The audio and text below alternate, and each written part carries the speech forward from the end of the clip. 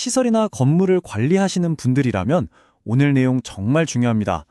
최근에 법이 하나 바뀌면서 새로운 의무사항이 생겼거든요. 이거 놓치면 과태료까지 나올 수 있어서 지금 현장에선 다들 이게 대체 뭐냐고 궁금해 하시더라고요. 그래서 오늘 이 새로운 법에 대해 쉽고 명확하게 딱 정리해 드릴게요. 자, 그래서 가장 먼저 던져야 할 질문이죠. 과연 내가 관리하는 건물이 이 법에 해당될까 아닐까? 아마 제일 궁금하실 텐데요. 오늘 이 시간 끝까지 함께 하시면 그 답을 확실하게 아실 수 있을 겁니다. 오늘 이 6가지 순서대로 차근차근 따라오시면 이 새로운 법적 의무가 대체 뭐고 또 가장 골치 아프지 않게 가장 효과적으로 해결할 방법은 뭔지 감이 딱 오실 거예요. 그럼 바로 한번 시작해 볼까요? 첫 번째, 이 모든 게 어디서부터 시작됐는지부터 알아야겠죠? 이 새로운 의무는요, 그냥 갑자기 툭 튀어나온 게 아니라 정보통신공업사법이라는 법에 분명하게 명시된 내용입니다. 그러니까 우리가 반드시 따라야 할 법적인 근거가 확실한 거죠. 아니, 그럼 정부는 이걸 왜 만들었을까요? 핵심은 딱 2가지. 안전 그리고 편의입니다. 요즘 건물들 보면 통신 설비가 정말 중요하잖아요.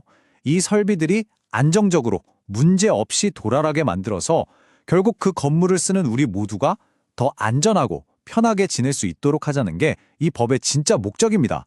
어떻게 보면 우리 모두를 위한 안전장치인 셈이죠. 자, 이제부터가 진짜 핵심입니다.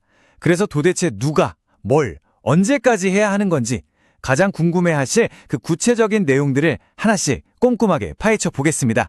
이 법은요, 연면적 5,000제곱미터, 우리가 흔히 말하는 평으로 따지면 한 1,500평이 넘는 웬만한 건물에는 다 적용된다고 보시면 돼요. 대학교 건물, 오피스 빌딩, 쇼핑몰 같은 상업시설들 전부 포함입니다. 근데 예외는 있어요. 아파트 같은 공동주택이나 초중고중학생은 제외됩니다. 그러니까 제일 먼저 우리 건물 연면적이 얼마인지부터 확인하셔야겠죠? 제일 중요한 게 바로 이 기한입니다. 깜빡하면 안 되니까요. 이게 건물 크기별로 날짜가 다 달라서 좀 헷갈릴 수 있는데 제가 시간 순서대로 정리해 드릴게요. 가장 빠른 게 2025년 7월 18일인데 이건 3만에서 6만 제곱미터 사이 건물이고요. 그 다음에 가장 큰 6만 제곱미터 이상 건물은 2026년 1월 18일까지입니다. 그리고 1만 5천에서 3만 사이는 2026년 7월 18일, 마지막으로 5천에서 1만 5천 사이 건물은 2027년 7월 18일까지 관리자 선임을 끝내야 합니다. 우리 건물이 어디에 해당하는지 지금 바로 확인하고 달력에 표시해두세요. 여기서 끝이 아니에요. 그냥 아무나 관리자로 선임하면 되는 게 아닙니다. 지금 보시는 것처럼 건물 연면적에 따라서 법에서 요구하는 기술자 등급이 딱 정해져 있어요. 건물이 크면 클수록 더 높은 등급의 전문가가 필요하다는 뜻이죠. 만약에 이걸 안 지키면 어떻게 되냐고요? 기한 안에 관리자를 선임 안 하거나 이런 기준들을 안 지키면요, 최대 300만 원의 과태료가 나올 수 있습니다. 결코 가볍게 볼 금액이 아니죠. 자, 관리자 선임했다고 끝이 아닙니다. 진짜 중요한 2가지 의무가 더 남아있어요. 첫째는 1년에 2번 반기별로 유지보수 관리를 해서 시설이 잘 돌아가는지 계속 체크해야 하고요. 둘째는 1년에 한 번씩 성능 점검을 해야 합니다. 특히 이 성능 점검 기록은 나중에 우리 법 다 지켰어요 라고 증명할 수 있는 사실상 유일한 서류거든요. 그래서 5년 동안 꼭 보관해야 한다는 거 절대 잊으시면 안 됩니다. 자, 이제 문제가 뭔지는 알았으니까 어떻게 해결할지를 고민해 봐야겠죠. 이 상황에서 관리자로서 여러분이 내려야 할 가장 핵심적인 결정은 뭘까요? 길은 크게 2가지입니다. 하나는 필요한 자격증을 가진 기술자를 우리가 직접 뽑아서 내부 직원으로 두고 모든 걸 관리하는 직접 관리 방식. 다른 하나는 이런 기술적인 문제나 서류 작업을 아예 전문업체에 맡겨버리는 외부 아웃소싱 방식입니다. 다행히 법에서도 외부 위탁을 정식으로 허용하고 있어. 만약에 외부 전문가에게 맡기는 걸 생각하신다면 원스톱 솔루션이라는 아주 효율적인 방법이 있습니다.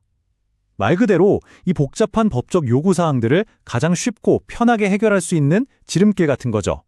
그럼 이런 전문 서비스를 쓰면 뭐가 좋을까요?